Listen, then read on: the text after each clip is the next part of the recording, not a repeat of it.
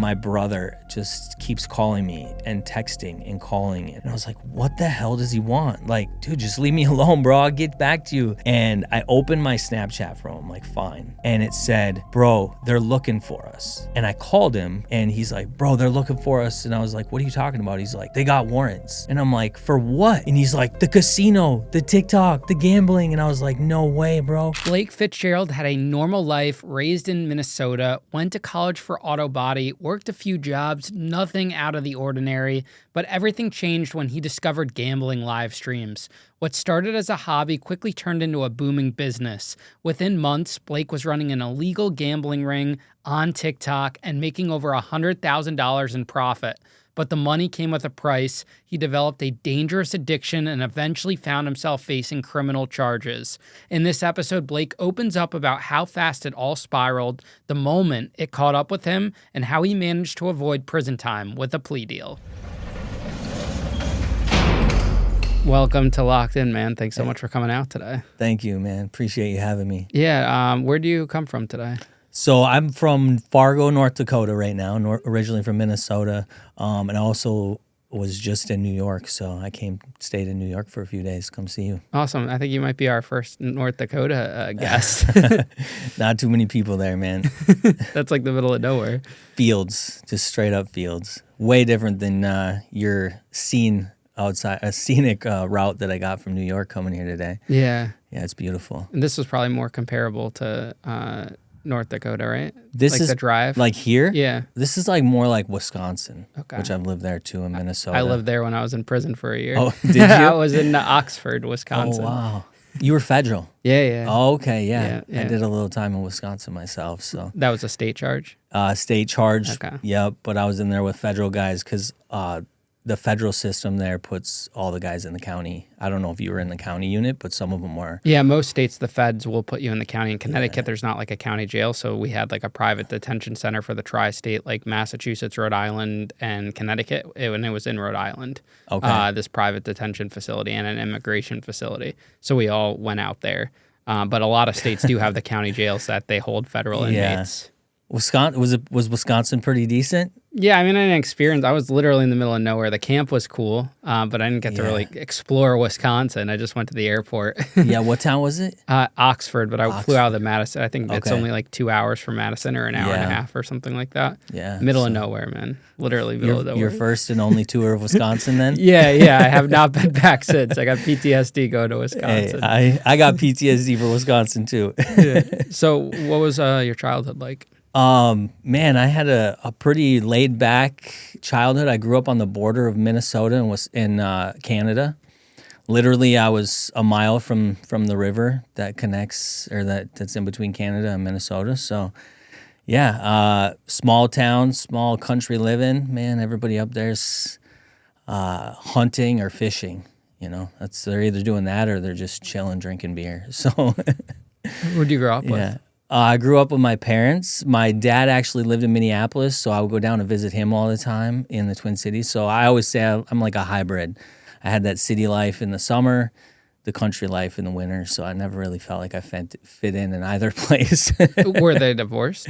Yeah, my parents were divorced, yeah. How young were you when they got divorced? My biological father, my dad, I think maybe 2, something like that. And then my mom got remarried when I was like 4 or 5, and so I always kind of looked at them both as my dads. So, yeah. And then my mom got remarried again when I was like 16. So you've had a few dads growing up. You have a few, man. Yeah, a few dads. Which one were you the closest to? My biological dad. Yeah. He's an amazing man. So, you know, it's good that I've had these different people in my life because they all have taught me different things. You know. So he's in the music industry. He has a recording studio. So totally different. He's also a country guy, though. Like, he's more of a Ted Nugent type rocker, you know. But so he's from northern Minnesota, too, but he lives that city life. So what do you think was the biggest lesson your parents taught you? Oh, man. You know, I think one of the biggest things that me now as a dad myself that I try to tell my 20-year-old is that parents really know what they're talking about. Like, we really have been through this shit before, you know? Like, it's It's happened to us. And so if you're just be open to the possibility of listening to what I say and it may be being right.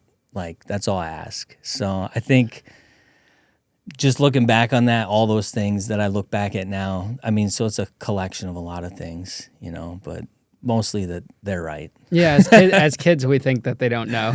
I know, like, I look back at, like, when I'm 16 and you think you're so smart and you're so dumb.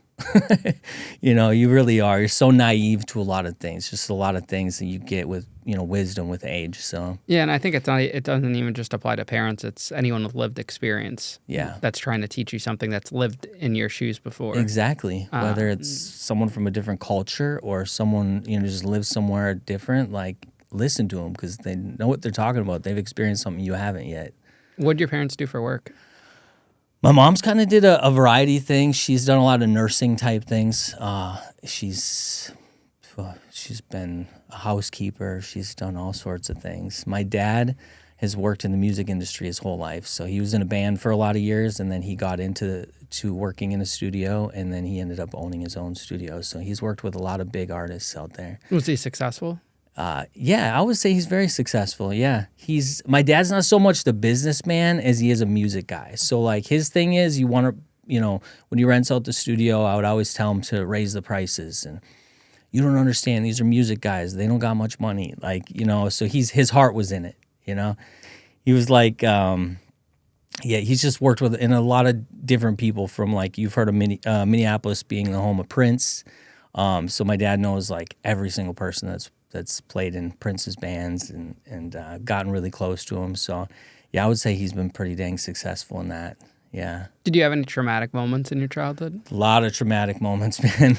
A lot of traumatic moments. I would say, looking back, when I was a teenager, of course, my mom and my stepdad now getting divorced, that was a very traumatic moment.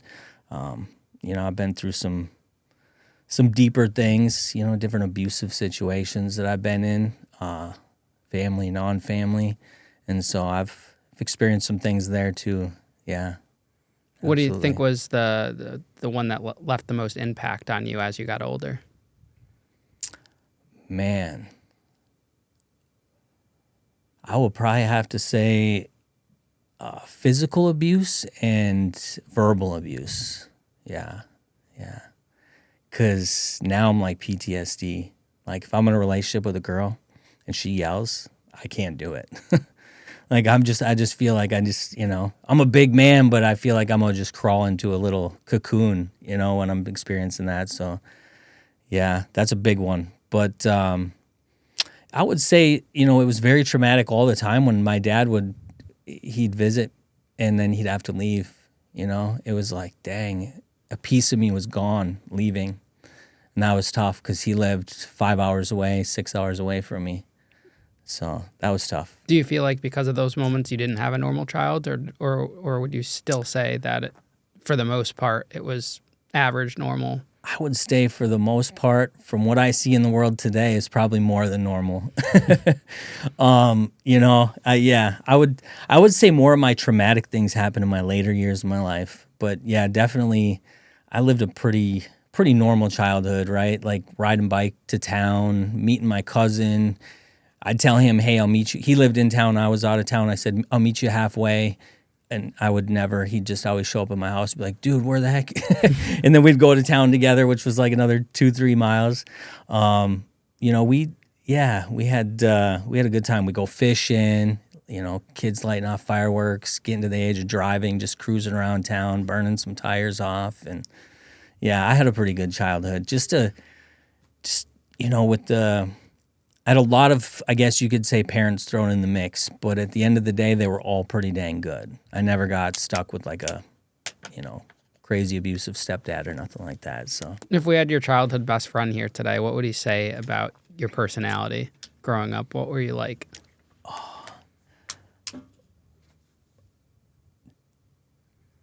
I don't know. Probably that I kind of never... I think as a child, like in my earlier years, maybe even before junior high and stuff like that, I I felt like maybe maybe short guy syndrome, they call it, right? I always felt like if anybody stood up to me, like I need to step up back, but like bigger. And because you have to, when you're a little guy, like you have to like figure out a way because you're not going to do it through your size to intimidate someone. So I would say that all my friends that I've had would say that I'm a very giving guy. I'm always looking out. Probably one of my biggest faults at the end of the day is even as a child, I always looked out for other people and put them before myself for sure. Happened a lot.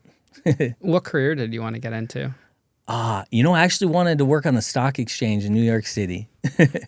Now, after being in New York City quite a few times, I love it, but I'm ready to go home after a few days, right? It's busy. So Where did that come from? I think being in a small town, northern Minnesota on the Canadian border, really far from anything. I mean, 2 hours to the closest movie theater. You just see what's on TV and you're like, dang, that would be so cool to like, look how busy it is and look at the nice cars and the fast cars these guys have. And I just always thought of like everybody in New York City's rich.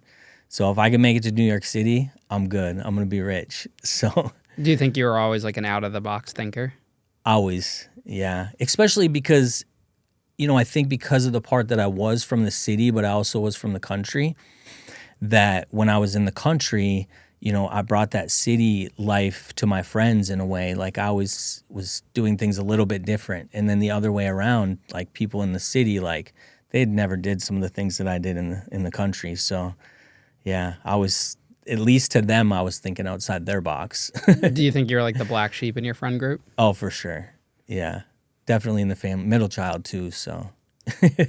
How old was the oldest and the youngest? My sister, she is, right now she's 3 years older than me. She will be 45 in September.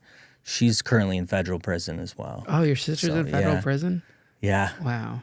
Unrelated thing? Unrelated to anything to do with me, yeah. Okay. She took another route in life, and yeah, so she's there right now for drugs, 8 years. She got locked up during the pandemic in 2020, mother of 5 kids.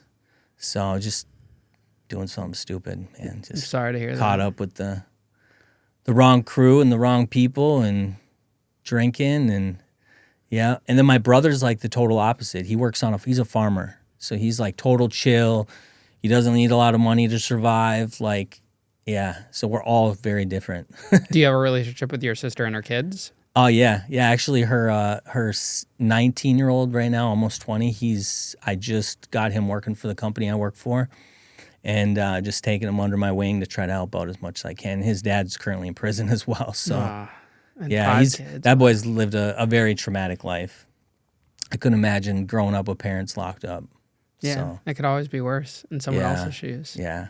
So what happens after high school? Do you go to college? So after high school, I decide to take a year off, move to where my stepdad had now lived, and took a year enjoying being the new guy in the neighborhood, the new 18-year-old guy with the nice sports car, and so I hung out with a lot of new people in this another little town, kind of.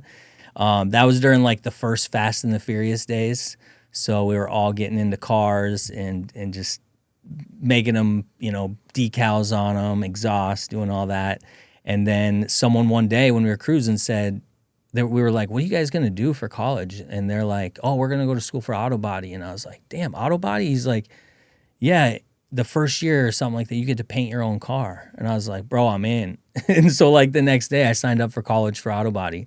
So that's originally what I was going to do. So my initial plans at that point then was I'm going to work for some sort of manufacturing company like, a paint material, auto body equipment company, and then sell to auto body shops. How did you guys afford a sports car? I was working.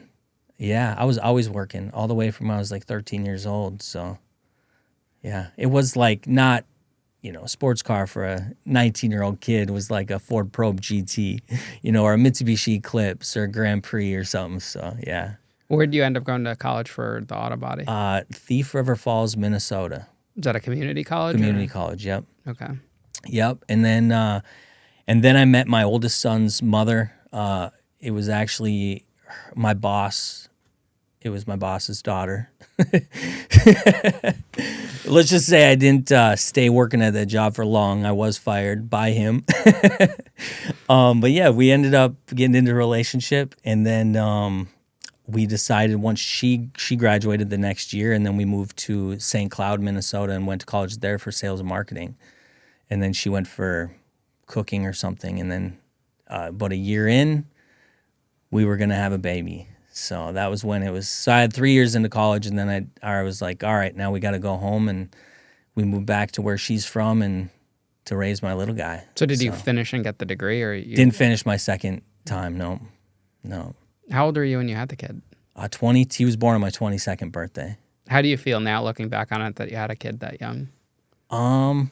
Oh, I tell you, like when it comes to talking to my son now about it, like just wait till you're like 30, just wait till at least you have everything. Like you have that foundation, you have your house, married would be preferable. That would only make sense, but have that house, have that place that you're going to stay for a while, and have a good bankroll, because I always tell them it's like having a ball and chain on your ankle. Like it literally is. You want to run a marathon with a ball and chain and chain on your ankle? No. So I'm very happy with the way things turned out on his end. Very good kid. He actually works with me as well, and he's crushing it. He's doing super good, so I'm super proud of him. He at 19 has an actual sports car. Well, he just turned 20 the other day, so. Yeah, so we got a good relationship. But looking back, I mean, if I could have changed things and had the same son 8 years later, I would have, because it's a lot at a young age. And I see 18-year-olds, 17-year-olds having kids, and I'm just like, you are crazy. You don't have a clue. You don't have a clue at all. And and it's not that like I'm talking down to you. It's that you should have a clue. You want to have a clue before you do something like that. And trust me, you don't. What did you end up getting into for work once you left college and you're living with her and you have the child? Yeah, so I did a few different things, right? Bartending at night, bouncing. I was welding during the day, bouncing at the bar, bartending at night.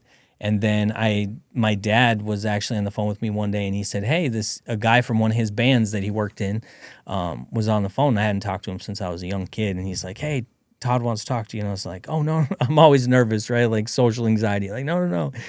He's like, hey, what's up? And I was like, hey, Todd. And asked him what he was doing. He was in the car business. And I was like, man, I would love to be in the car business. Like, I'm a salesman, man. That's what I want to do in my life. And he's like, oh, anytime you want a job, just let me know. I got you. And so I took a drive. I took an 11-hour drive to an interview. And I remember sitting down with his boss, the guy, and the first thing he said to me is he's like, first things first, take those earrings out of your ear. And I was like, oh, man, like, like this is real job stuff, like, and this is a few years back. So, right, this is a little more old school. And after a few minutes, he hired me, and I was working for a sales crew in the car business. I don't know if you ever seen the movie. I think it's called The Goods or something like that. But there used to be TV shows and stuff about these guys that would travel around and sell cars to people for car dealerships. And they'd come in for like a week and put on like this big super sale. And at the end of the day, you're just coming in and marking up all the prices beforehand and then showing huge discounts. It's basically just like one huge marketing gimmick. But all these people come in, and my uncle had told me, he's like, don't do it, because it's one of the hardest ways to sell cars, and I don't want you to lose interest in it. And I was like, no.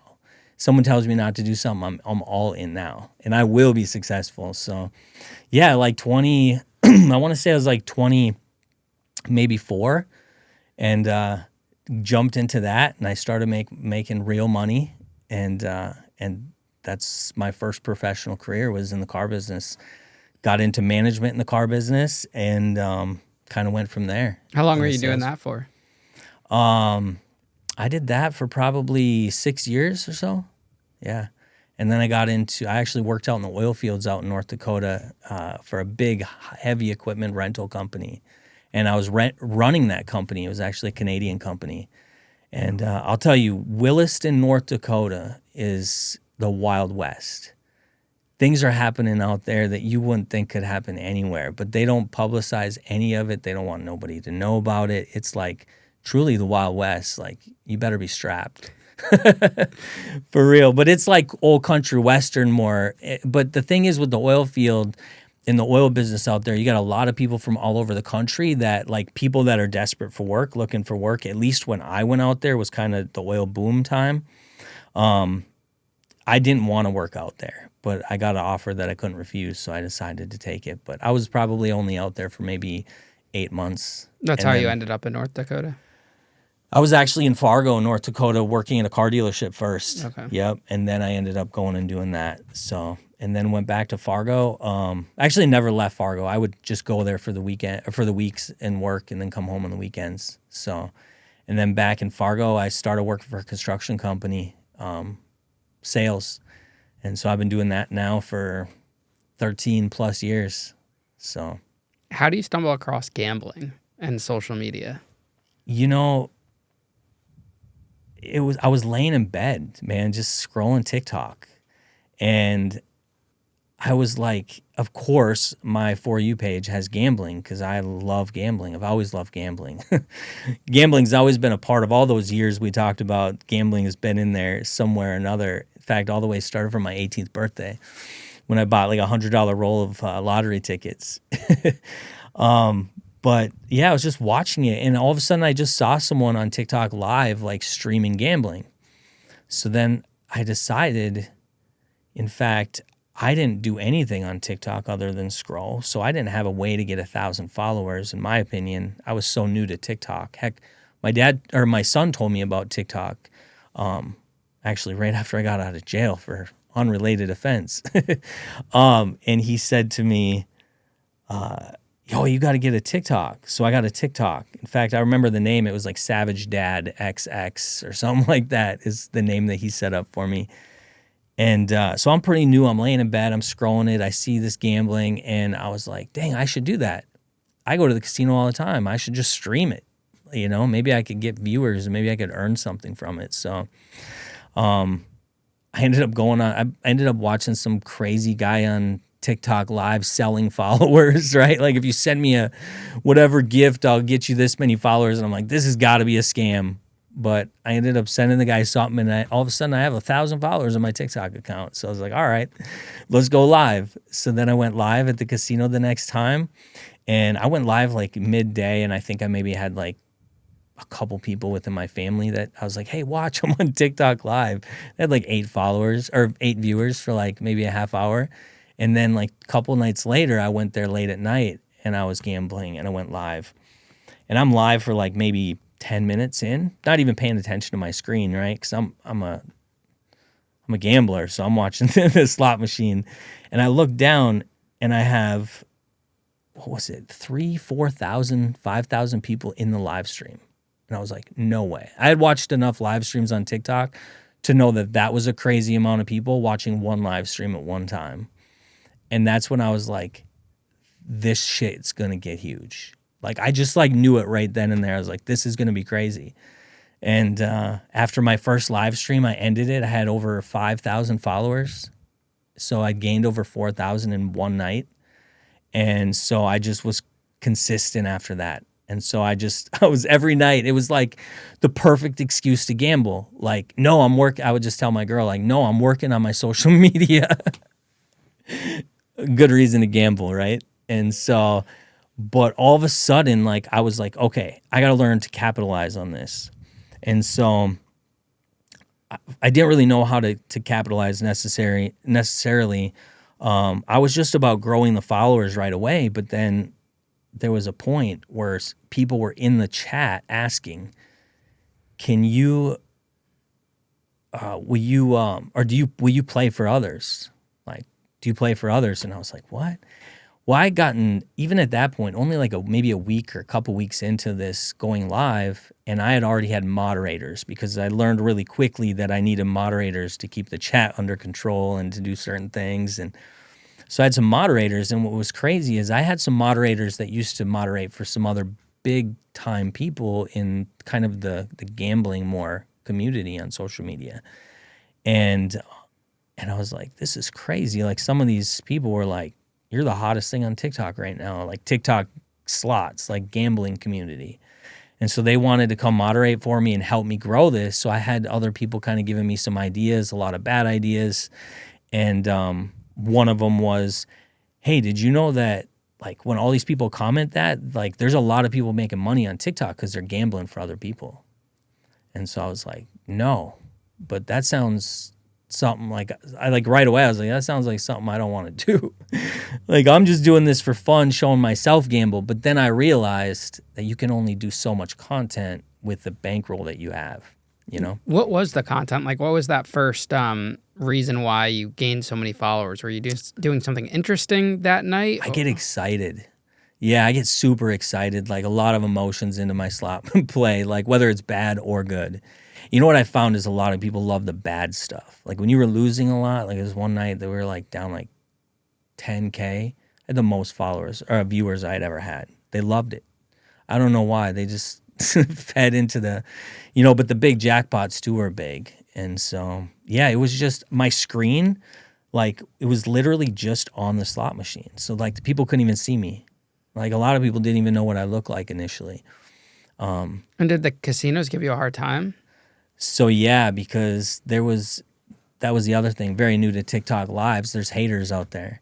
And these people right off the bat, like heck, the first time I ever went live, or maybe the second time, I literally was showing my company logo on my hat to my live. And the next day, my company had complaints about me.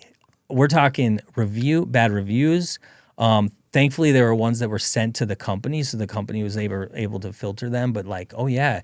And then that night, there was a night that I had someone, security come up to me and they're like, "Sir, you can't be recording in here." And I was like, "Really?" I'm like, "Why?" And they were like getting complaints. They're like, "We keep getting phone calls, sir. You just got to stop recording." And I was like, "What are you getting complaints about? Like, why would someone complain?" And then once I learned more about it, as I started doing it more, like I got away with it for a few times. But then one night they straight up were like, "You're out of here. Like you got to go." It's just too many phone calls. People were telling them that I was like recording inappropriate stuff. Like, kind of long story short, I ended up finding out that there were people that were like really pissed off that I had grown that quickly. And when they would go live, when they were live and I go live, they'd lose a bunch of their viewers. So then it was like some gang stuff on social media. Like TikTok's crazy. Like the amount of hate and the people that will go out of their way to try to negatively impact your life is wild.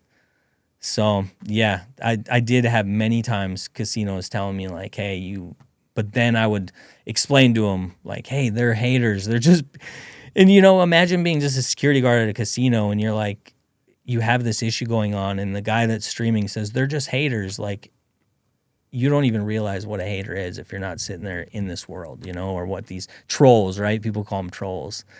Like, they just don't get it. And so it made things a little bit interesting, but my live streams got interesting from it too. Do you think you had a gambling problem? I think I've always had maybe a little bit of a gambling problem. What happened with this is it turned me into a crazy gambling addict, because as soon as I started taking money from people, right, people started sending me money through all forms of avenues to play for them. Those little $2 bets and $5 bets weren't exciting anymore, right? It was when someone would send you $5,000 to place $100 bets on a slot that I had never done before in my personal life, right? And then what I'd find myself doing is in between streams, I'd be going to the casino, not even streaming it, placing $100 bets of my own money. And it was like, dang, what am I doing? Like, business, like keep this. And so, yeah, it definitely turned me into quite the addict. Where do you think your addiction to gambling stemmed from? Did it run in the family? Is this something you developed on your own? Why did you first get into it? I think I don't know, maybe all the way from like just being a kid, lottery tickets, right? Or growing up in northern Minnesota too, there's a lot of like tribe casinos up there. So there's not a lot for people to do. So you hear about people going to the casino all the time. So that was probably it. And just, I mean, heck, in my college days, I would work. Actually, I worked at the casino. I forgot to even tell that. I would work security at the casino when I was going to school for auto body. So that's probably where it stemmed. Because when I wasn't working, I was dropping nickels in the machine. So that's probably where it really stemmed from, I suppose. What was your average bet before you started doing it on social media and started taking money and it went to a Probably different level? $2 on a, if I was feeling like I had a good amount of money in my bank account, $5. Yeah. Were you gambling to the point where you were having to alter your lifestyle because of the losses before it got to a deeper level? Or was it just normal for fun? Win some, lose some? Oh yeah, I didn't really have to alter my life prior. I mean, there were a couple times definitely in my life where, I had to move some money around or something, and so it happened, but probably only like maybe 2-3 times in my life. But that's an addict. How many followers did you have when you got to the point where you're getting kind of burnt out just making your content and wanted to shift it and turn it into a business and monetize the following? I would say probably around 50,000 followers, which probably happened within a week. It took you a week just to get to 50,000. Yeah, So this is going very quickly. very quickly. And how old were you at the time? 38. Okay. Yeah. So you get 50,000 followers. How do you come up with this plan to turn it into a business? Well, I had watched a lot of streamers on TikTok battle. And so my mindset was I just need to get people to like me, to enjoy my content, and then I'm going to battle. Like that's where I'm going to make my money. I was seeing some of these people on TikTok making upwards of $1 million a month battling on TikTok. And so this had nothing to do with necessarily content. Like I hardly ever went and edited my content and posted it. I would only go edit content and post it, usually if I was announcing I was going live that night. And so it was just to let people know I'm going live. Everything was strictly live stream. That was where and so I had to learn how can I monetize the live streams, right? Well, TikTok had started the followers or the subscribers. They had just started the subscribers. And I was like, if I do giveaways, which I was doing giveaways, if I require people to be a subscriber, it's going to make, first of all, it's going to be easier to do the giveaways because everybody's going to be in a list in the actual live stream that I could go into and I could go scroll through. Second part is, why wouldn't I capitalize on it? So the first night I said, hey, followers, like whoever subscribes, like you're in this giveaway. Holy smokes, it was crazy. We would do like, okay, we're going to do a $50 free slot giveaway when we hit 50 subscribers. 15 minutes, 10 minutes, boom, I was there. I was like, oh, this is crazy. And the amount of money and revenue I'm bringing in off of that, right? I'm like, okay, this is a no-brainer. I can give 100% of this back right now just to continue to grow it. And so next thing you know, I'm probably just maybe a week into it, and I have 1,000 paid subscribers on TikTok. And then TikTok's sending me things about the leaderboards. There's the subscription stars leaderboards. And I'm climbing up that ladder. And the next thing you know, I was like number 5. But then get this, they banned my account. One night I was live. And I like lost my mind. What am I going to do, right? But I believe at that point I'd already had some backups. I'd already been setting up backups. I'd watched people lose their accounts. And so I went on my backup. I panicked. But then I knew at that point I need a backup. So I also had a backup account. And when I go live on that account, people would have to subscribe on there too. So I was actually at one point number 3 for subscription stars on TikTok in the world, and also number 6 with my backup account. So at that point, I was bringing in probably just off of revenue on TikTok subscribers, probably $7,000 A month. a month. What did it mean to battle? You mentioned the word battling. Yeah, so people on TikTok, like people that literally just battle. There's one person on this side, one person. If you see like some of the people that do that now, even Jeffree Star does a lot of battling on TikTok, and the Island Boys. So they battle. So basically one person's on this side, this person, and anybody watching the live can buy gifts and send those gifts to who they support. And then in that 3 or 5 minute battle or whatever it is, one of them gets more and they win. It's actually, when you talk about it with people that don't know about it, it sounds so stupid, and it really is. Like the amount of people that send money. I've sent gifts to some of my favorite creators or guys that I like got to be friends with on social media, trying to also like network, right? But I've sent gifts that were upwards of $300-$400 for one gift to come across a screen. Yeah. And then they get half the money and TikTok gets the other half. Yeah, I have creator friends, especially on YouTube, that make thousands of dollars on like the supers and the gifts and everything. And I'm just like, I'm never one of those people that does that. Like that Right. sends money, just to random people or even anything in general. I don't know. I never understood that concept that social media has created. Yeah, I didn't either. But that was really what got me initially interested in TikTok. I was like, probably the first creator that I ever really watched on there.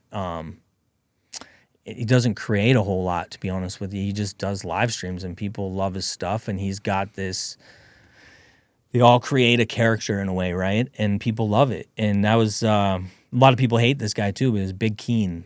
His name was Big Keen. He's from Miami, and people see this guy and they're like, he's always showing designer clothes and this and that, and people, they want that. And so they feel like they can get it through being a part of this live with this creator. Like the people that would contact me even or message me, it was crazy too.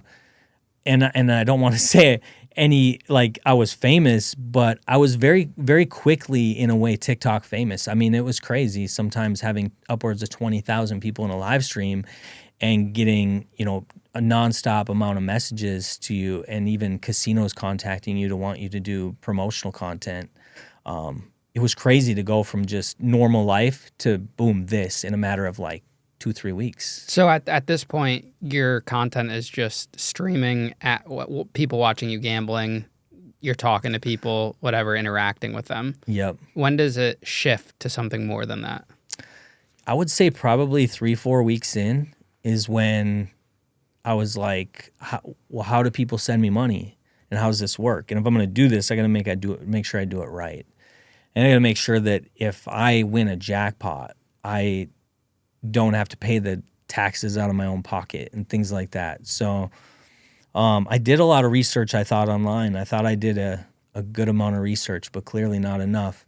But I did enough to make sure that I was going to be profitable, right? I was going to make some money off this, and it was going to be worth my time. That was really all I wanted to do. I was like, well, whatever I make off of it, I'm just going to give back to people until I grow this really big, and then I'm going to battle and I'm going to make money off of TikTok. What was the business idea?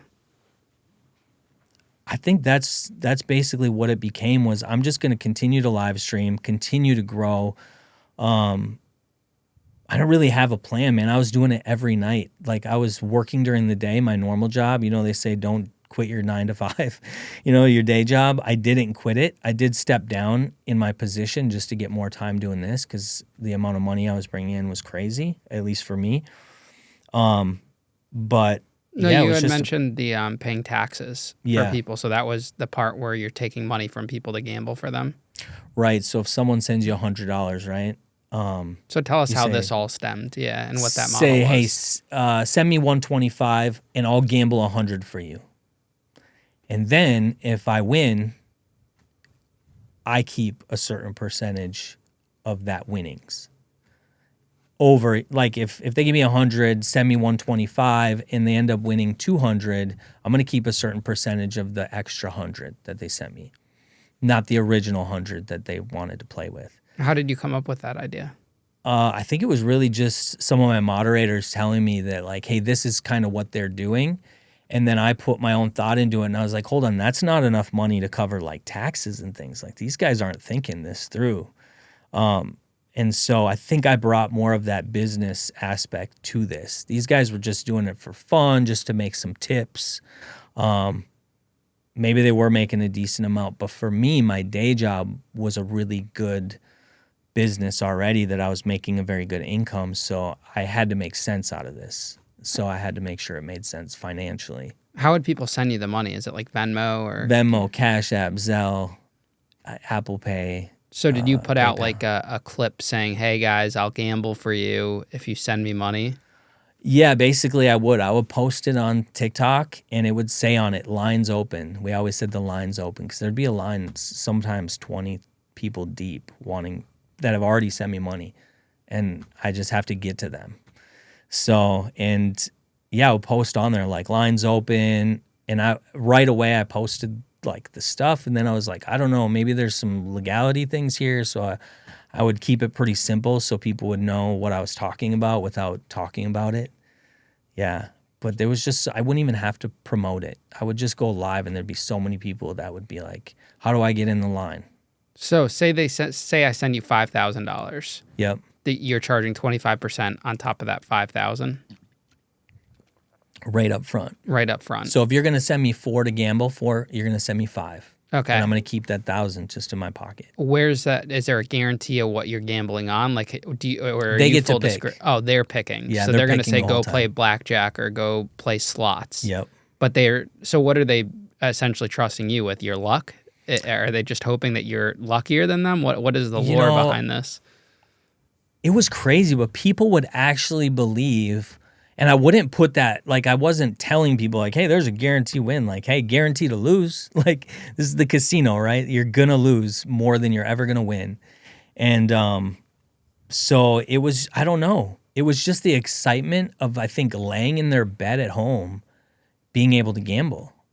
You know, rather than gambling on one of these offshore casino, like online casinos, right, where you're playing some sketchy thing, like you're playing with now a creator, a content creator or a social media influencer, whatever you want to call it. I think it was just exciting to people, you know, to be a part of that live, to also be a part of potentially winning money. And then I think, you know, people probably were at home with addictions as well. They were like, oh, damn, I can gamble on TikTok now. So, yeah. Now, how do they know you didn't just like spend all the money on something silly? Are they actually, like, if I send you the money? I'm always on live. So, and do you say, hey, this is so-and-so's money. This Yep. is user 229. I'm betting with his money right now. Exactly. And how many people are you betting for in a night? Do you limit just one per night or? Oh, no. So, like, we would do a line and then they tell us how much they wanted to send us. And then we just have that all lined up in advance, or during it. I'd have usually my brother with me, or I'd do it myself, and I'd just be putting it into my phone in the notes, like, this person, this is the amount of money. And I'd always confirm. I had people trying to scam me, people trying to do payment requests from me. I'd have people try to send me money, friends and family, on PayPal to where they could get a refund after. I mean, it was... But yeah, they would just send me the money, I'd make the list, and then we'd just go. And sometimes I'd put a limit on it. Like, unless it was someone that was like a heavy spender, like 500 or more, it was like a 30-minute max limit. How often were you winning and actually sending these people winnings plus their money back? I would say probably half the time. And they're already Yeah. in the hole from the get because they have to give you the 25% fee. Right. So it's kind of a losing situation. I mean, your odds aren't good, right? But maybe better than an online offshore gambling site. Now, would anyone lose and then complain, or did they know what they're getting into, that this is a risk? People would be like, oh my God, like that went so quick, dude. Like, yeah, bro, like it's the casino, man. It's not my money. I'm sorry. And so sometimes, like, if people were gonna send me a bunch, like, I'd cut them deals. Like, I wouldn't charge them any fee. But yeah, it was, and in between that, I think it was the giveaways that really did well, because if I did, like, people stayed in there for giveaways. And so that helped my algorithm, all the comments. Like, one time we did a giveaway where everybody had to change their name on TikTok to their name and then at the end, team closer, which is what I've always went by ever since I started doing social media, as closer. And at one point, we had like 3,000 people on TikTok with the name Team Closer. So if you searched it up at the top, it was actually a pretty cool thing.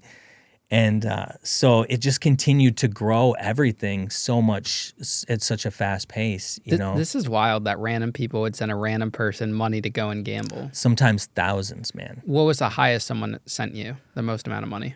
Oh, probably like 10 grand one night. And so the fee on that is $2,500.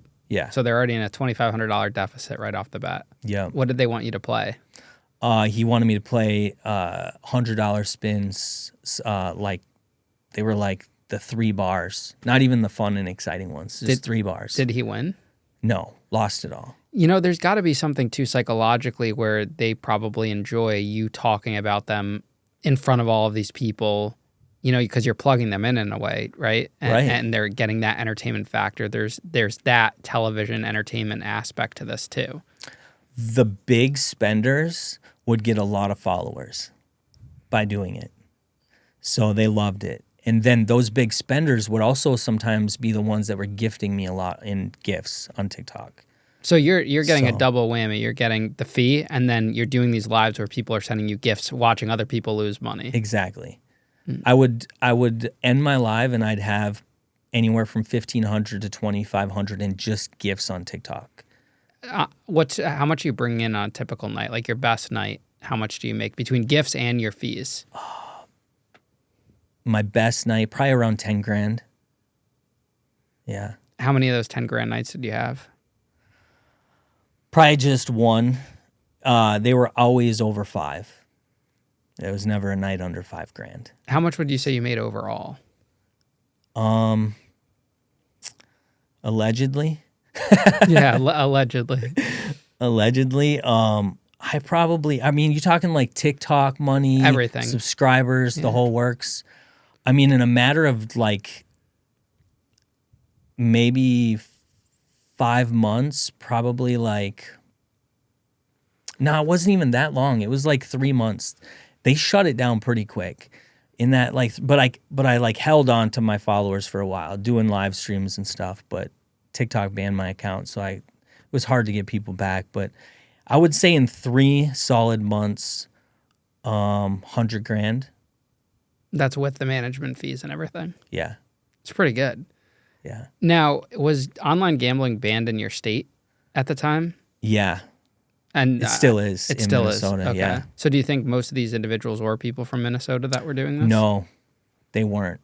I had people from Australia. Like trying to figure out the currency exchange. That's crazy. Mm-hmm. But were like DraftKings and all of these different sites as big as they are now when this was happening? Yeah. Yeah, I would say this is when they really started to take off. I think that a lot of the casino sites really started to take off during the pandemic. And for that reason, it was at the same time that I was kind of doing this. And then this was like the end of 2021, I want to say, when I started. So it was all kind of around the same time. It was all kind of the same. So do you think this same concept would work today? Oh, yeah, absolutely. There's people that still do it. Even with all of these sites now, I mean, you could pull up, it's pretty much I could pull anywhere. it up right now. Someone live right right now taking money to play. Wow. Yep, not on TikTok. Now, when you started this, did you do any research on the legality behind any of this? So, before I started taking any money, yes. In fact, I even contacted an attorney. I even contacted people in Vegas. I was trying to check the legality between different states. I couldn't find anything that said it was illegal. There was nothing. Now, we were getting messages sent to like our because we also gave out a Snapchat so they could communicate directly with my brother to send the money. And in that Snapchat, we were getting hate messages. Like, we've reported you to the FBI, we've reported you to the IRS, like, you're going down. And it got pretty crazy, like to the point where they were sending screenshots of the actual reports that they were filing. And so we definitely got nervous. We changed the way that we would say things sometimes because of that. I mean, heck, one time I was on live and I like put my phone down, but I had another phone and I was showing them something on my phone. And I opened up my browser and it was still on is gambling for others illegal in Minnesota? Like, it was still there. And one of my haters caught a screenshot of it and posted it. In fact, I believe that ended up getting to the investigator at some point, that screenshot. So When do you first find out that the authorities are onto you? So I'm just going about my regular day, and my brother just keeps calling me and texting and calling. And I was like, and I'm trying to leave my house, actually. And I was like, what the hell does he want? Like, dude, just leave me alone, bro. I'll get back to you. And I opened my Snapchat from him, like, fine. No, I opened my Snapchat, I think it was. And it said, bro, they're looking for us. And I called him, and he's like, bro, they're looking for us. And I was like, what are you talking about? He's like, they got warrants. And I'm like, for what? And he's like, the casino, the TikTok, the gambling. And I was like, no way, bro. He's like, open on your phone right now. And he's like, look at those links I sent you. And then it was, people I think messaged him, and it was literally just on the news. It was like, there was a bunch of articles about it, that there was search warrants filed for, but it said my name. It didn't say like what I was being charged with. In fact, I think right away it didn't say my name. And all of a sudden, my brother and I both got messages from the guy writing the article in the Minneapolis Star-Tribune. And he said, okay, can I talk to you guys? In fact, he tipped me off every single time something would come up. That news guy, as much as he was annoying, he was like, hey, this was just filed. Do you want to talk about it? And I was like, what? And I'd go to the courthouse and I'd get a copy of it, so I always knew what was happening. So that's what happened. It was just a news article. My brother freaked out. He's like, there's a warrant.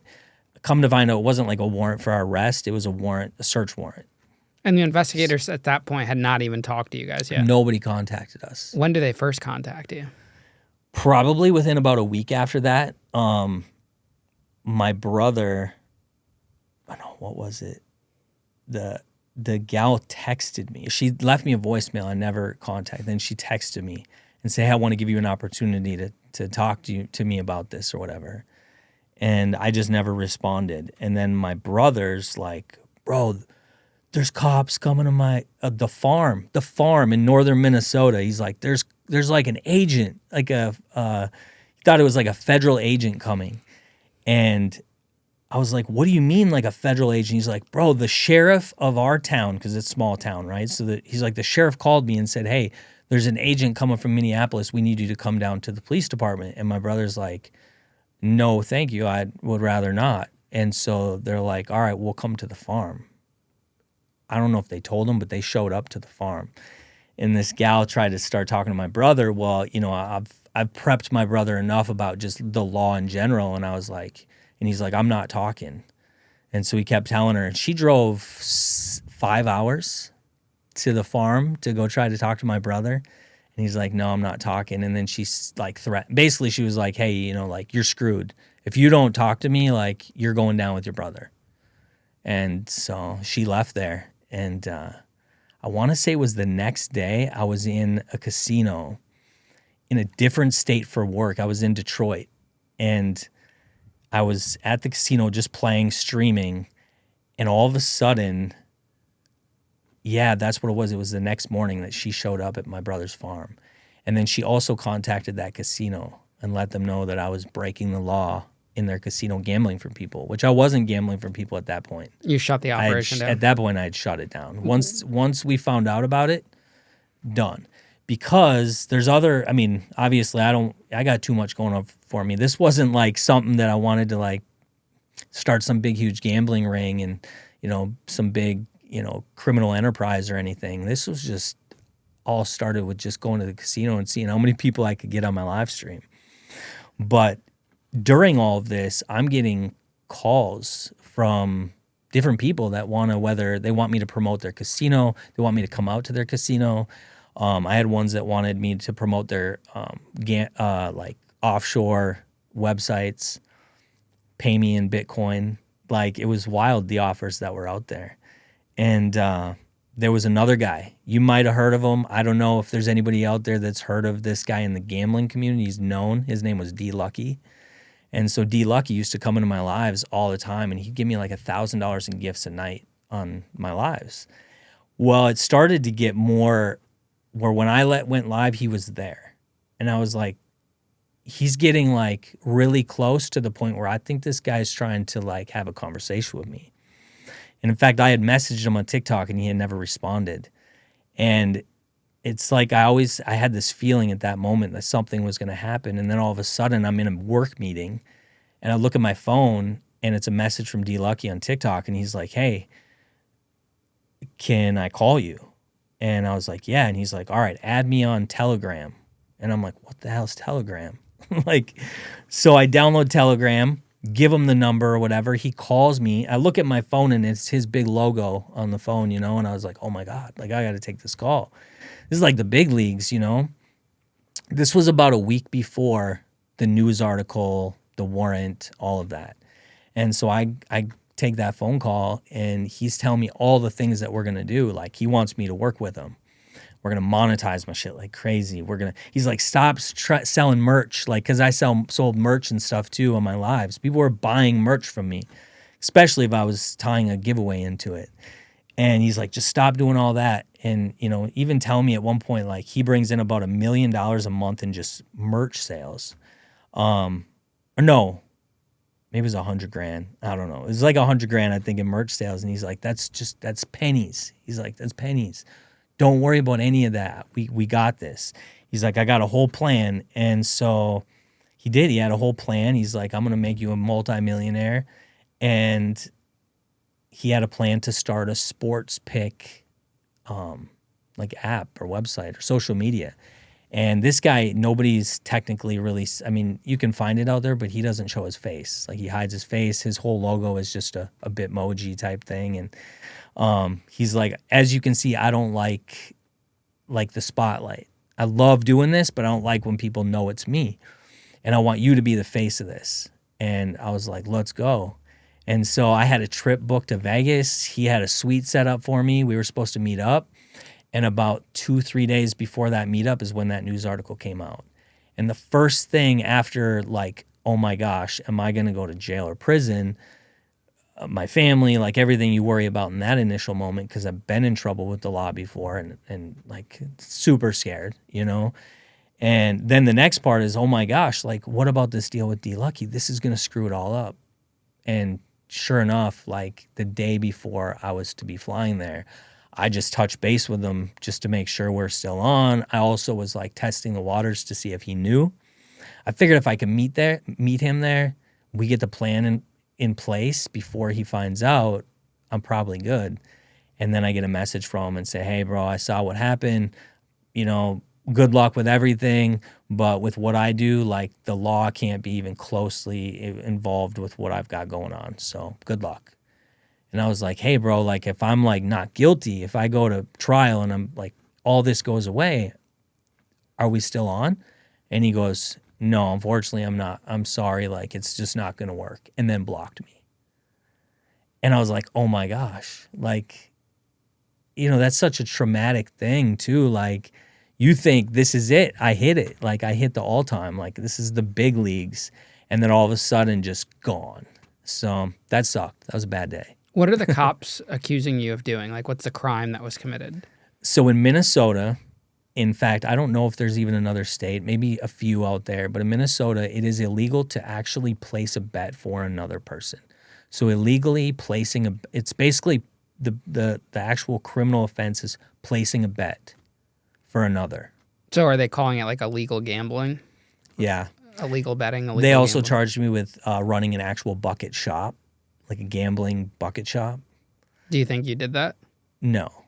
Because I believe legality-wise, I believe that a bucket shop, you actually have to have a physical building that is in your control. And the casinos that I was in were clearly not in my control, right? So I felt like I had a really good case, you know, and I also thought this is just silly. Like, are they really, like, making this a big deal?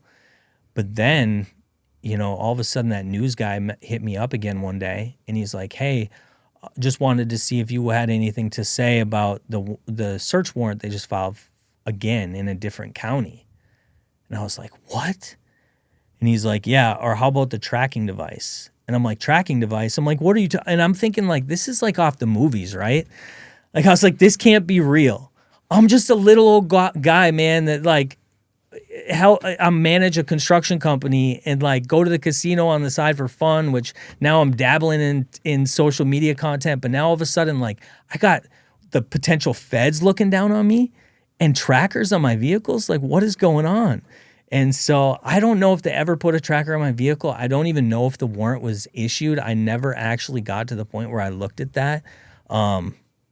But I went to the courthouse and I tried to look for that file, and they make everything so difficult. I'm sitting on their little kiosk, and they even told me, well, you can't just look up a case. You have to go through all the files of that day. And I'm like, they're like, what day was it filed? And I'm like, I don't know. I didn't file it. So I'm looking through like thousands of records, and you don't even know until you click it, download it, and then view that document. So I never actually saw, but it got pretty wild for a moment there. I was like, what is going to go on? Like, am I really going to get locked up for this? Like, Why this didn't is you think wild. to get an attorney at that point? So at that point I did. I actually met with some attorneys, and every one of them scared the shit out of me. Like, but I talked to, especially if you talk to a federal attorney, they're like, oh yeah, they can nail you with this and this and this. And like, you're talking, and I'm like, really? Like, wow. I thought this guy was going to make me feel better about this, but they're like, no, like you're going to need the best attorney here. So I'm straight up looking at like the best attorney in Minneapolis, like federal. And, they're wanting, right, 20 grand to just even talk and to move forward with this case, because they're like, this is going to take some work. And in fact, my brother was involved as well. So then he was also getting criminal charges right along with mine. And so I'm telling him, like, bro, you don't got to worry about it. Like, you were not involved to the point where, like, you can get in trouble. Like, if I get in trouble, then maybe you got to worry about it. But I was trying to, like, calm him down, trying to figure out how to just deal with all of this. So I'm just meeting with attorneys, and I decided at a point where I don't know if I want to mess with any of these attorneys. Like, I feel like they just want to, like, get me for a bunch of money, because in my eyes, I didn't see this as a big deal. I just didn't. So I ended up meeting an attorney that was a potential client of mine in the construction industry. And I was telling him about my case, and he thought it was the most exciting thing he had ever heard of. He's like, I want to take your case. Like, I'll do it cheap. And I'm like, it's like a cheap tattoo. You don't want it, probably. Cheap attorney. And I saw this guy's house, and he was like, he was what you would think of a public defender's house, like what they would, they got the suit jacket from the, secondhand store, right? Like, that's what this guy was like, but he was passionate about it. So I was like, I'm going to take a chance with this guy. And I took a chance with an attorney that, and he did a pretty dang good job. He did a good job. We ended up, figuring things out, but it was a scary process throughout all of it, for sure. Did they ever end up arresting you officially? Never arrested me every single time. And I even talked to I talked to the prosecutor, and in fact, the first county that we were charged in, we went and met with the prosecutor in person, me and my brother. This guy was so cool. He straight up said to me, he's like, this is interesting, to say the least. He's like, this agent really wants you guys in trouble. And I'm like, I know. And he goes, do you know why? And I was like, well, you ever heard of poking the bear? And he's like, yeah. I'm like, I poked the bear. I'm like, and I, as soon as I found out like this search warrant was out, in my lives, I would basically talk about like how pathetic it was, and like, good luck. Like, what are you going to get me on? And like, I literally would, I don't know why I said it, what I did, but I know that she was watching the live streams or clips, people were clipping them and sending them to her, because I actually ended up finding out from this one ex-wife of another social media guy that was doing gambling, sent me like all these recordings of, he's the one that initially contacted her. So, and he just kept pushing it to sending her things like he's violating federal laws. And I saw the emails, and so this guy didn't understand why. This prosecutor, young guy, He not too much into social media, but he was interested in it. In fact, while we were getting before your court hearing, either your attorney talks to that prosecutor or you do if you're pro se. So in that moment, in that case, I was pro se. And met with this guy, and he was just super cool. I'm pretty good at reading people. Prosecutors are going to try to be cool with you, kind of like a cop, but this guy really was, and he was truly interested. Now, everything that I said, I was very careful on what I said, but like, hey, if this happened or if this did, but it was really just like, what can we do to get this to go away? This is silly. And he felt the same way as us. He really did. So he's like, hey, this is what I'll do for you. And then I came back and said, I think at the next hearing, and I said, hey, we really want to work this out. We don't want to go to court. Like, can you do any better? And then he's like, at that point, I got to talk to my boss. And we ended up coming to an agreement, just us and that guy. In fact, he would talk about like, he was total off the subject about even this actual crime when we were chatting with him. Like, he wanted to, like, asking about bathroom remodels, which we do for a living, and like, or what I do. Like, this guy really did not feel this was serious. So we end up putting together a plea deal.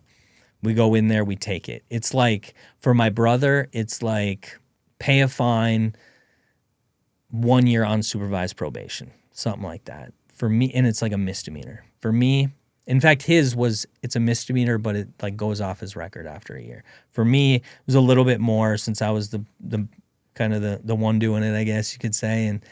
And it was like the misdemeanor is going to stay on your record, but no felonies, and like a year of probation as well. 2 days though before this, and this is also why it officially took that deal. I was like, all right, let's just take this damn deal before anything changes, because 2 days before this, another county comes at us with more charges. Duplicate charges, but some heavier charges on me, felony level. So I was like, okay, we got to get this one cleared out so we can focus on this one. And that was the one that I was worried that, felony level, I don't want a felony. I've been charged with probably at least 30 of them in my life, and I've never pled guilty to one. So I definitely don't want to start now off of this gambling thing. So that's when I ended up getting that attorney. And what happened to that one? Did that one go away too? So a little bit different of a deal. I kept saying no, no, no. The prosecutor, I actually started to represent myself pro se on that, and met and talked with the prosecutor. And that prosecutor as well was like, this lady does not want to let you off. Like, she told me she is not going to agree to anything but a felony. And I'm like, but isn't she's not you. She's not the state. She is the state, but she's law enforcement, right? But this lady puts so much resources into this. If you saw the search warrant, like the actual warrant documents, TikTok, Discord, Snapchat, Gmail, I mean, it was everything. Things that I never knew that they could even get search warrants for. I'm like, TikTok is not going to care about a search warrant, right? No, they do. They will return that search warrant. So she had all of this stuff, all my bank statements, like at the casino, she had every single transaction of a dollar amount that I put in a slot machine at the minute that I put it in there. And she was trying to correlate those with my like Venmo and Cash App, and those transactions. She was trying to correlate them with each other to put together this, obviously case against me. But once I started to see more things that she had realized, hey, maybe I didn't get enough the first time. I should have got more. And then, so she put some more time into that other county, and then nailed me 2 days before the other one. And I was like, oh my gosh. So here we go. So what ends up happening? So I end up getting a plea deal out of that as well it's a misdemeanor as well. Essentially, in Minnesota, they have gross misdemeanors, like a couple years of probation, unsupervised, as long as I finished a certain amount of community service hours. Now get this, community service hours, they're allowing me to live stream for community service hours if I'm doing essentially like a podcast or a live stream on gambling addiction to help others. Mm-hmm. So So they never hit you, Yeah. ended up hitting you with the felony. No felony. No. Now, were they claiming Again. there was any victims or anything like that? Or So that's what the prosecutor would say to me, like, there's no victims. In fact, the judge even said when we actually went up there for the final thing, he goes, at this point, I decided I probably shouldn't have took the deal. The judge straight up said at sentencing, who's the victim on this? And he goes, and my attorney's like, well, there is no victim. And then he goes, I'm having a hard time finding a victim in this. And he looks at the prosecutor and is there a victim? And she says, no. And he's like, and he literally like gave me a look like, damn, bro, you might be innocent, you know?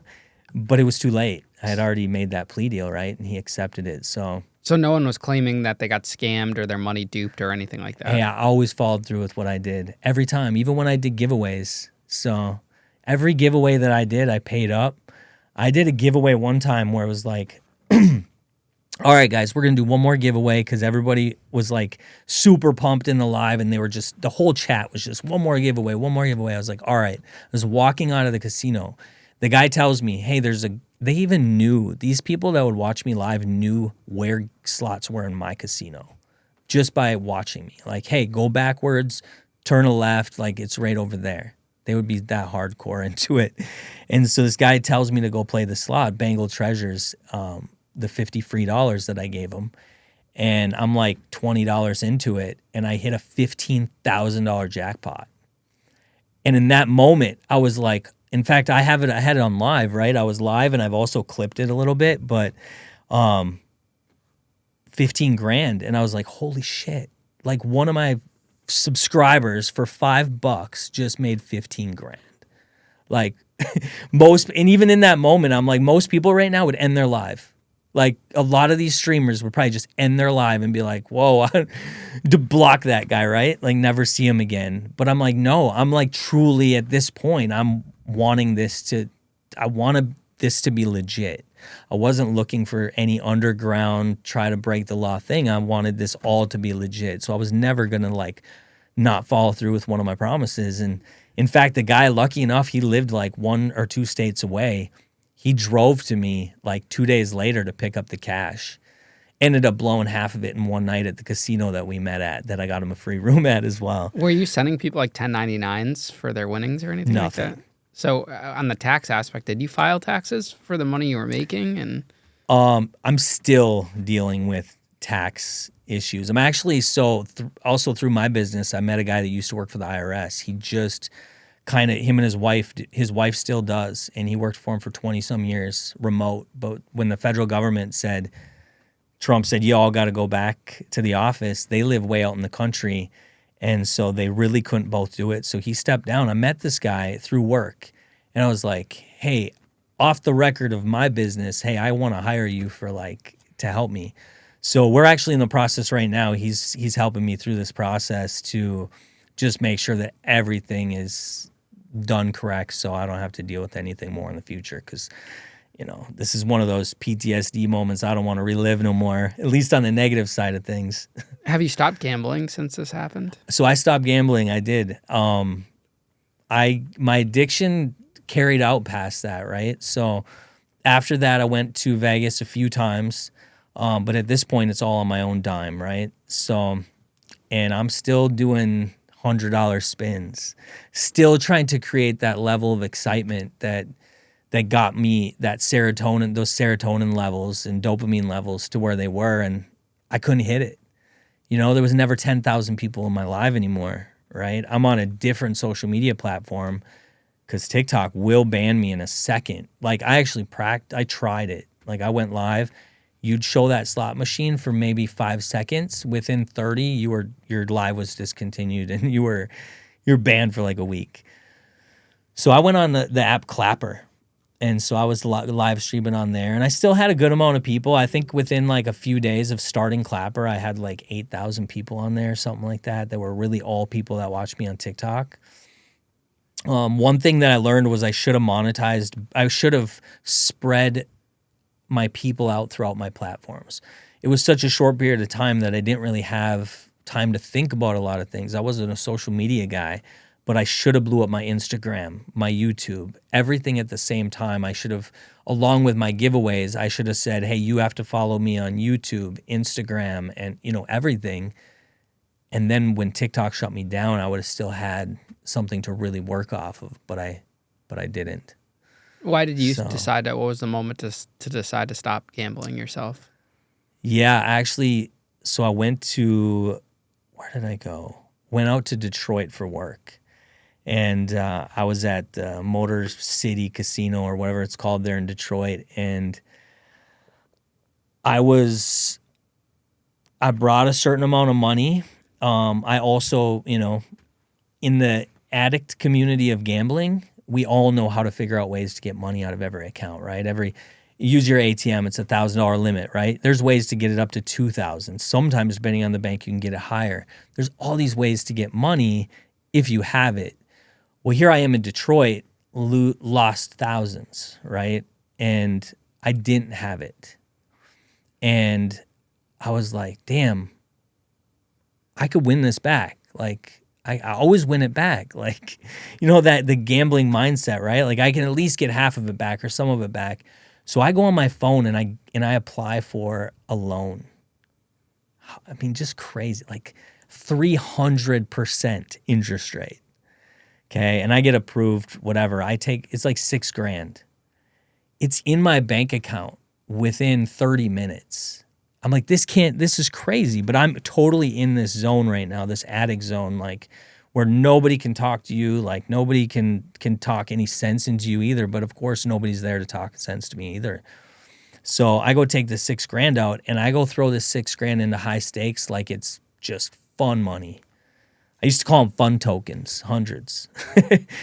And I think I put that $6,000 in there in less than an hour, maybe 30 minutes. And at that point, that's it. There's no more. Like, there's nothing I can do until the next day. So I just got to go to my hotel, go work, which is what I'm there for. And then after that, I can go gamble again. And so anyways, I go back to the room, go to work the next day. And that whole time, I'm just like, all I'm thinking about is that casino. But I'm also thinking about how the hell am I going to get money? So I never go back. I never go back to that casino. But I get back to Minnesota, fly back to Minnesota at the end of the week. And it doesn't take long but the next paycheck to start going on my online gambling accounts. And I mean, I'm playing blackjack in the shower.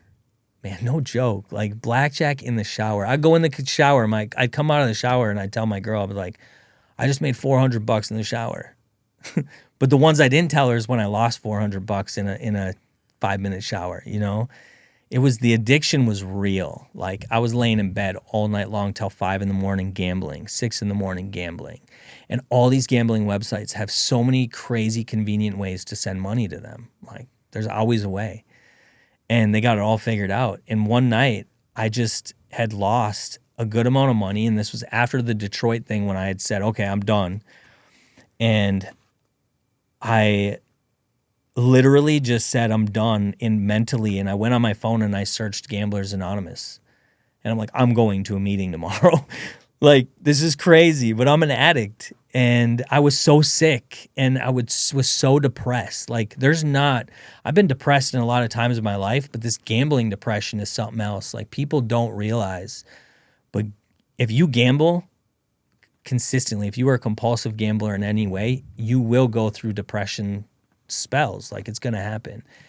And, why put yourself in that position? And here we're doing it voluntarily, knowing it's going to come. But the highs outweigh the negative, yet the negative was 98% of the time. So, but yeah, I went to a meeting the next day, Gamblers Anonymous, and I was hearing all these people's stories. And of course, I show up the one night that's like everybody's there. Like they're doing ceremonies, like these people that are 20 years, gamble free. Here I am, the new guy, right? And I'm thinking, do these people know me from TikTok? Like, am I going to be embarrassed? They're going to be like, oh my God, it's Closer in Gamblers Anonymous, right? And what I saw was other people that would say the same things that I did, like mentally, like talking about the stories where they would run home really quick to figure out a way to get more money, or calling the bank or calling their credit cards, or, you even do some people talking about different things like disputing credit card transactions, right? Like addiction has no limits. It's just that I knew I got to a point where I passed where I ever wanted myself to go. And I knew the next thing would probably be something illegal. Some people look at this, and I think even like the investigator, she thought this was all planned out deal, right? No, this turned me into an extreme gambling addict. And then that's when I knew, okay, I can't sacrifice anything on a legal side of things, and I'm getting desperate on how to figure out ways to gamble more. I'm done. And seeing other people with that same experience, I'm thinking I'm the only guy, because I'm the only guy that did this on TikTok, but all these people were going through the same thing I was mentally. And, I don't, all on different levels, seeing people there that were still going through it, like looking to me and going, how did you not go tonight? Because I want to go. And so just experience Gamblers Anonymous, like that really, seeing other people going, holy shit, like that's me. I don't want to live that life no more. And I didn't want it to ever affect my family. And none of my family really saw the effects of it, because I've always been pretty successful business-wise, financially, for myself, that I could hide it. And it's an easy addiction to hide, especially if you glamorize it like I did. So, what's your life like today? My life today involves a lot of fast cars. I have kind of a new addiction. So I moved to Fargo, North Dakota, which is where my son was living. He's 20 now. And so I moved there. He wanted to start working for my company. So before I moved there, I helped him get a job. He started doing pretty well right away. So I was like, all right, I want to live with my son, right? I've never had my son full time since he was 5 years old, because him and his mother and I divorced when he was 5. And so this was an opportunity for us to be able to live together. He followed my whole social media thing, right? He would be in my lives, and he was just so excited about it. He'd be telling his friends, like, you see my dad? Like, he's TikTok famous. Like, yeah, he had a blast. It was fun. Like, all of his friends, I'd see his friends in my live streams, and it was just pretty exciting. But now we have new excitement in my life. So my son's into cars, fast cars. We're into sales, the sales career that I've been in. My son's in, now my nephew's in it. And my son wanted to buy a Mustang. His goal was to get a Mustang GT after 1 year being in the business. And he bought it in his second month. So he's been pretty successful. And so then, of course, he finds this car in Chicago that he sends it to me. And he's like, I need it. And I was like, oh, shit. Like, I'm an addict, son. Like, of course, I'm going to, I like spending money too. So I'm an addict when it comes to spending money. So now I just spend my money on other things. But, now it's just more like really like investments. I know that like Gamblers Anonymous talks a lot about they're not on board with the stocks and crypto and things like that. But at the end of the day, I don't play around with them. I just been putting my money, 401k, Roth IRA, things like that, trying to make sure that, and I have my son living with me now. So I have to be a good example for him. So that's what I'm doing. So anyways, back to the Chicago, he finds this car in Chicago, and I was like, yeah, you do need it. And I knew that he was making the money where he could do it. So he finds this car, and then he sends me some cars, and he's like, you need one too. And I was like, damn, I do. So 2 days before we go to Chicago, I'm like, yeah, I need to buy this car that I found. So we fly to Chicago, both pick up 2 black cars. He buys a Mustang 5.0. I buy a Dodge Challenger Scat Pack, both blacked out.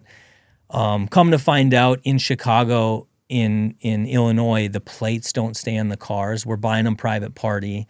It's already sketchy. The whole situation feels sketchy to us. And we drive them back to North Dakota from Chicago, no plates. So here we are 2 blacked out sports cars, loud as shit, rolling through the whole state of Wisconsin. We end up stopping in a town in Wisconsin, Eau Claire, to stay overnight. As soon as we exited off, boom, cops on us. So here we are, right? I'm driving his car because it's a manual. Mine's an automatic, so he has to drive mine because he doesn't know a manual yet. Cops comes up to me like full bore, like ready to just come at me. And I was like, whoa. And he realizes it's an older guy in the car. And he's like, you guys with those car guys that are in town? I guess there was a bunch of people causing a ruckus. And we're like, no. Anyways, they check our paperwork. We're good. And we end up getting back to Fargo, North Dakota with our cars. And now we started a car club recently. We ended up renting a really super cool like condo garage. If you ever seen those like man cave garages. So we're hosting some car meets and things there. But now that I have my son and I have my nephew that they're practically the same age, I have to truly lead by a big example. I have a 5-year-old as well.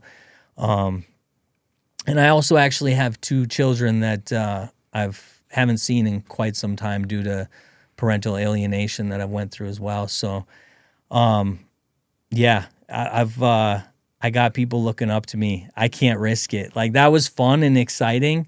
It didn't need to have the legal bullshit though with it. That's not what I was planning for. So yeah, so now we just have fun the legal way. We try to, sometimes we'll have a little too much fun with the cars, but we make social media content with it. So my son has an Instagram. I got Instagram, YouTube, everything still. I can't get away from the social media side of things. I love it. It was so fun while I did it. And I just really enjoyed being able to create content, like going on there and seeing like, oh yeah, shit, I got 20,000 views on this video overnight. Like that stuff is truly exciting to me. I still have people out there that, of course, know who I am, know what I did. Even when I went live or have recently, like talking about gambling addiction, people will be like, holy shit, it's Closer. Like, I haven't seen you, bro, since you were in the casino. Like, what happened to you? And I'm like, how does the algorithm bring these people back to me? But TikTok's crazy and it does it. So yeah, so I might, that's a direction that I've thought about going. Why not? There's been some people that have done it when it comes to like helping others with the addiction of gambling, turn this whole thing around into something good. It was good. We were a great community. I gave back. I met this little kid in Las Vegas one time. His grandma was in my live stream, and I used to always show my shoes. I've always been a shoe guy. Well, for the most part. And I was showing my shoes always on my live. People would be like, what kind of fit you wearing today? Fit check, Closer. And this lady said, I wish my grandson, I wish I could get him a pair of shoes like that one day. And it caught me, right? I saw that, and this was when I had like 10,000 in my live. And I caught that, and I told my moderator to pin it really quick or save it. And then I messaged that person after. I told them to message me. And I sent her grandson an outfit, a pair of shoes, pair of Jordans he had never had. And this kid is had some issues. His parent, not him, he's had issues with his parents and traumatic events in his life. And I was like, man, I need to, when she posted a video of that and I saw this kid's like eyes and just couldn't believe, he was so excited about the damn sticker in that Jordan box more than even the shoes. He hadn't even seen the shoes yet. So I saw that. And those are things that we did when we were live. I gave back to, we did a fundraising thing one night while I was live to give back to a girl that had cancer in Minneapolis. We really did try to make it a fun and exciting thing, giving back to people. I ended up going to Vegas and meeting this little guy. Of course, spoiled the hell out of him. I've sent him Christmas gifts. I've raised money, maybe this last Christmas or the Christmas before, sent him like a PlayStation or Xbox. And, so I've met cool people throughout this. I've been able to, I guess you could say, change some other people's lives in very positive ways. I used to have people messaging me all the time like, hey, if it wasn't for your giveaway, like I wouldn't have been able to give my grandkids presents. But they changed my life too. And that's why I continued to just get so soaked into it or like involved, because there was so many exciting parts to it. You're literally having fun changing people's lives. Like people would straight up tell me like, when you go on live, like we had people come in that said that they were at the end of their life, and maybe it had to do with addiction of gambling. I don't know at this point, because at that point I wasn't that aware of the gambling addiction side of things. But we literally had people come into my live threatening to take their life that night or saying that they were close to it. and that they just needed someone to talk to. And we would have people in our life we were a very tight-knit community, and they would message him privately, or I would say, hey, add me. And these guys would be like, bro, you changed my life. Like, just watching your live streams and the excitement and the community of people that it was, I'm sure there's a lot of Ian Bick community members that are close to each other, right? Moderators and different things that, like, you don't mess with Ian. Like, I'll fuck you up if you mess with Ian, right? And that's how it was with the closer community. Like, people were like that. People would back me up. Like, there'd be people posting negative videos about me, or, there was this big YouTube video about TikTok gambling and the scams behind it. And of course, I feel like I was always mentioned. But the one thing that I always would get pissed off at anyone if they ever said was scam, because everything I did was legit. I always made sure that I paid people when they won. I took their money when they didn't. The casinos took it, but of course I had to make sense out of this. So we all had a good time, man. I miss the days. People ask me all the time, do you miss it? Hell yeah, I miss it. It was a lot of fun, but it was just another chapter in my life, and I got really lucky that I didn't get locked up.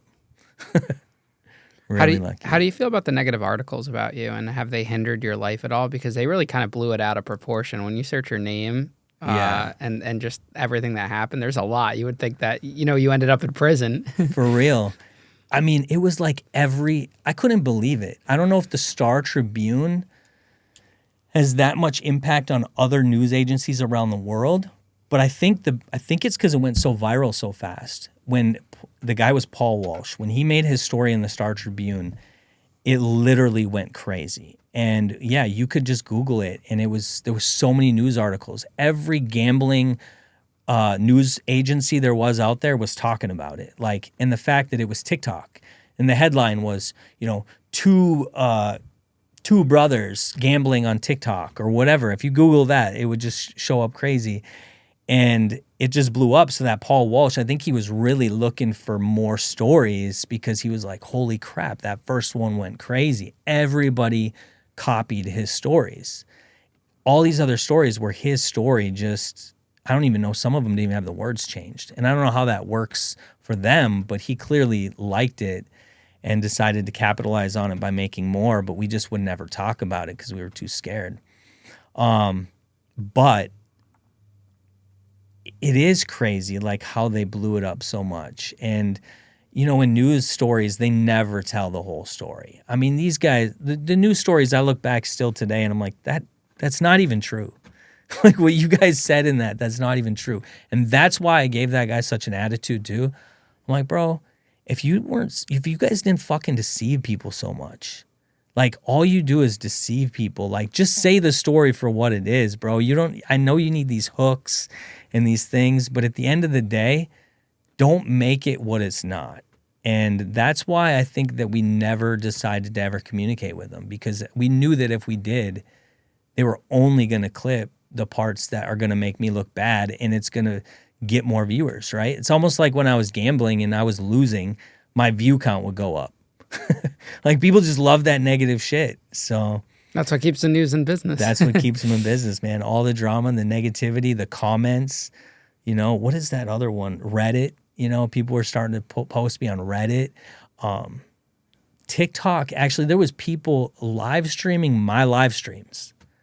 People would message me and they're like, hey, bro, the live stream you were doing with your mom the other night? Because my mom was in a live stream with me one time. And I'm like, yeah. And they're like, someone's live streaming it right now and getting gifts off your video. And I go into it, and these people are sending gifts like crazy because they hear me saying, like, hey, if we hit this many subscribers or whatever, and people are subscribing to these fake accounts, and I'm in the comments like, this is not me. Blocked, unblocked. So I go into like a backup account. Hey guys, don't do this. I'm seeing my actual viewers, people that actually, like, I remember seeing in my lives. I see some of them getting scammed, and I'm trying to stop them, and I can't. And I'm like, I just feel helpless right now. I can't stop these guys. They're just sending some scammer, who knows where it is, that's restreaming my stream. So yeah, it was it was wild. Do you think that those articles cause people to judge you now in your current profession, or? No, I don't think so. No, I've got other articles out there that were worse. I'm just, you know what? I'm actually like the article standpoint of it because it is covering up other articles that I'd rather not be out there.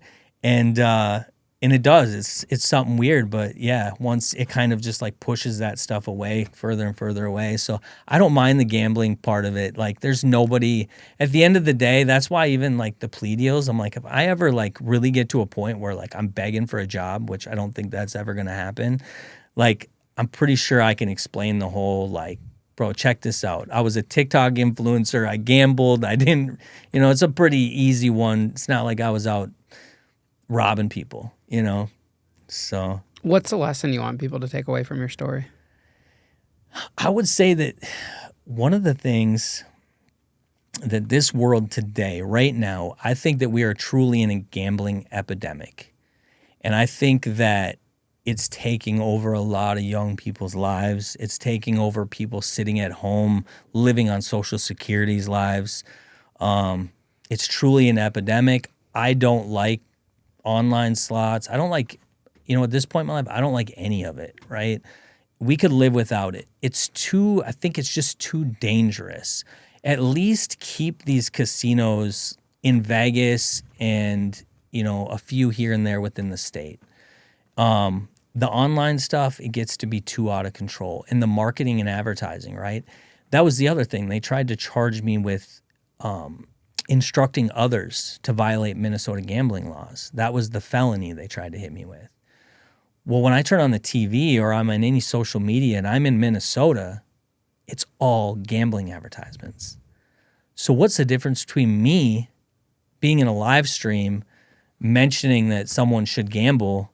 How is that any different than these online advertisements or advertisements on literal cable? The Super Bowl. We were watching the Super Bowl and there was gambling ads. And I even made the comment like, this is bullshit. Like I'm being charged with this crime. They're telling people to gamble in Minnesota, which it's illegal. And I'm being charged with that crime. And so that's one of my arguments with the prosecutor too was that. But I think that people just need to be really aware these days. Like just be smart with your money. These casinos, they win every time. I was just putting a lot of money through the slot machines. And when you guys saw that $10,000 jackpot, you don't realize in the last 3 days it took 20 to get there.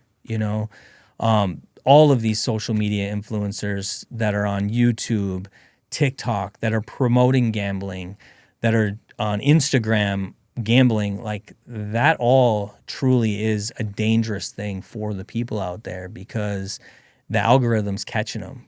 And so that would be like if TikTok, and so I get the part too where TikTok banned this stuff. They banned it when my news article went live. When that whole news thing came out, they banned me and everybody else immediately after that. But I do agree with them really keeping the gambling stuff limited because it's no different than if we were watching watching videos all day and it was just people getting hammered, right? And it was alcoholics, and every time they go on their TikTok, it's people just getting hammered and how to make drinks. And although some of that stuff is on there, that's what's happening in the gambling world. It's an addiction that's overlooked easily, right? If you're sloshed drunk, you're showing up to work hungover, you're wasted, you're showing signs of you have a drug addiction, like you don't eat, you're a meth addict, like those are pretty easy addictions to go, holy shit, bro, you need help. Gambling? No. Everybody's like, fuck yeah, let's go. Like, let's go. When you go in the casino? I mean, people still today message me randomly, like, when you going to the casino? I'm done, bro. I've been done. I've been done for almost 300 days now. That's so awesome, man. Congratulations. I got to make that 1 year, and then I got to make the 2 years. But I would say for people out there that are addicts and that have an addiction to gambling or anything, but gambling specifically, because that's my experience, it truly is. And this sounds so silly because you've heard it a million times. Take it one day at a time. I have a life coach too that I meet with occasionally. I used to a lot. And, he's like, can you make it today? Like, can you make it till tomorrow? Can you go the rest of the night without gambling? And I'm like, yeah, no problem. Because I was so worried about gambling. And he goes, that's all you got to do, man. Tomorrow, just tell yourself the same thing. but don't fucking worry about tomorrow. Don't worry about next week and don't worry about next year. Just worry about today. And that was the big one because I literally would do that and I still do it today. Like, no, just today I can't. It's just a mindset. Like, hey, a lot of addicts have a really hard time looking into the future going, and I can't give this up forever. How stupid is this, man? I was crying to my life coach. Like, I'm on the phone with him. I'm like, I got a flight and everything booked for my mom to go to Vegas. And he's like, what do you want me to tell you? Like, you want me to tell you to go? Like, don't go. And I'm like, but I can't cancel it. He goes, well, why'd you call me? Like, I can't change your mind. So what are you looking to get out of me? And I was like, I don't know. I just thought, man, I don't know, man. I thought you had some magic thing where I could go there and not gamble somehow. Or I thought maybe you would make me feel better about continuing my addiction. You know, like, I don't know what I was looking for. But I went, you know, and it was still took a while after that to make that decision to stop. But it really went back to that. And then being at Gamblers Anonymous when they said that one day at a time too, I was like, yeah, just don't gamble today. Just don't go on the online account. Like, self-exclusion, you can exclude yourself from casinos. At least it makes you think about it twice. But I just want bigger and better things, man. I already have a good life. Like, you know, I've been through a lot of shit, but like financially in my career and things, I have a good life. I have my son. I have a girl that's amazing. I have 3 more boys. I mean, I just have a lot of good things going for me. I don't need gambling in my life because I truly know I can't control it. Like, I'm a compulsive gambler. And so I just tell everybody out there, just, it's all bullshit. It's all smoke and mirrors when you watch social media and you see these people gambling up there. I promise you, a lot of your favorite gambling influencers are not even playing real money at these casinos. You know, you don't think these casinos love this whole thing? The casinos are in on it all. I was right to that point and that level where I probably could have continued content without actually spending real money. But I didn't get there. So, you know, I almost lost everything. Almost everything. And now, 300 days in, things are better. So I think about it all the time. I see casinos. I'll bring it up to my girl. I'm like, hey, if this time I was like, you know, New York has a Hard Rock hotel that we could probably get free rooms. And in her eyes, she's thinking Miami casino. And she's like, hell no. No.